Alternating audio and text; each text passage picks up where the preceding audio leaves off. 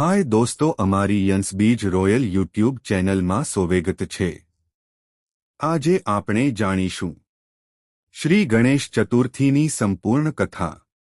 जय श्री गणेश। ओम श्री गणेशाय नमः। हिंदू धर्म में भगवान गणेश ने प्रथम पूज्य देव मानवामां आवे छे। कोईपण शुभ कार्य शरू करता पहला गणेशजीनी पूजा करवामां आवे छे, कारण के तेमने विघ्नहर्ता अने बुद्धिसिद्धिना दाता मानवामां आवे छे। गणेशजीनो जन्म। एक वखत माता पार्वतीजी स्नान करवा जता हता। तेमणे पोताना शरीर पर लगावेला चंदनना लेपमांथी एक सुंदर बाळकनी मूर्ति बनावी अने तेमां प्राण पूर्या। माता पार्वतीए ते बाळकने पोतानो पुत्र मान्यो अने तेनुं नाम गणेश राख्युं। पार्वतीजीए गणेशजीने कह्युं के बेटा, हूँ स्नान करवा जाऊं छूं। ज्यां सुधी हूँ पाछी न आवूं त्यां सुधी कोईने अंदर आववा देता नहीं। गणेशजीए मातानी आज्ञा स्वीकारी अने द्वार पर पहेरो आपवा ऊभा रह्या। भगवान शिव साथेनो प्रसंग। ते समये भगवान शिव त्यां आव्या। तेओ पोताना निवासस्थाने जवा माटे अंदर प्रवेशवा लाग्या।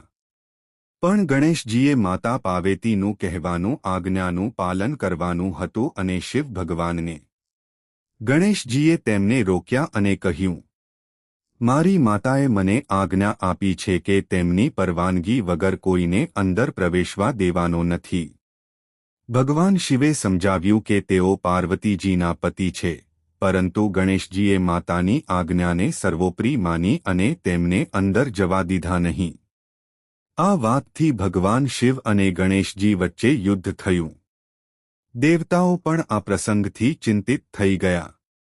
अंते भगवान शिवे पोताना त्रिशूळथी गणेशजीनुं मस्तक शरीरथी अलग करी नाख्युं। हवे जाणीशुं माता पार्वतीनो क्रोध। तो दोस्तों, भगवान गणेश, भगवान शिव अने माता पार्वतीना आशीर्वाद आपे। दोस्तों, कथा जणंता पहला अमारी मेहनतनुं फळ एक सब्सक्राइब छे, तो अमारी यंसबीज रॉयल यूट्यूब चैनल ने सब्सक्राइब जरूर करजो। हवे जाणीशुं माता पार्वतीनो क्रोध। ज्यारे माता पार्वतीने आ वातनी खबर पड़ी त्यारे तेओ खूब ज दुखी अने क्रोधित थया। तेमणे भगवान शिवने कह्युं, तमे मारा पुत्रने जीवित करो, नहीं तो हूँ समग्र सृष्टिनो विनाश करी दईश। माता पार्वतीना क्रोधथी देवताओ भयभीत थई गया। भगवान शिवे पार्वतीजीने शांत कर्या अने वचन आप्युं के गणेशजीने फरीथी जीवित करवामां आवशे। गणेशजीने हाथीनुं मस्तक केवी रीते मळ्युं? भगवान शिवे पोताना गणोने आज्ञा आपी के जे प्राणीनुं मस्तक उत्तर दिशा तरफ मळी आवे तेनुं मस्तक लई आवो। गणोने एक हाथी मळ्यो। तेओ हाथीनुं मस्तक लईने भगवान शिव पासे आव्या। भगवान शिवे ते हाथीनुं मस्तक गणेशजीना शरीर पर स्थापित कर्युं अने पोतानी दिव्य शक्तिथी तेमने फरी जीवित कर्या। गणेशजी जीवित थता माता पार्वती खूब प्रसन्न थया। भगवान शिवे गणेशजीने आशीर्वाद आप्यो। આજથી સમગ્ર સૃષ્ટિમાં કોઈપણ શુભ કાર્ય શરૂ કરતા પહેલા સૌપ્રથમ ગણેશજીની પૂજા કરવામાં આવશે। તમે વિઘ્નહર્તા તરીકે જાણીતા થશો। આ રીતે ગણેશજીને પ્રથમ પૂજ્ય અને વિઘ્નહર્તાનું સ્થાન મળ્યું। ગણેશ ચતુર્થીનું મહત્વ।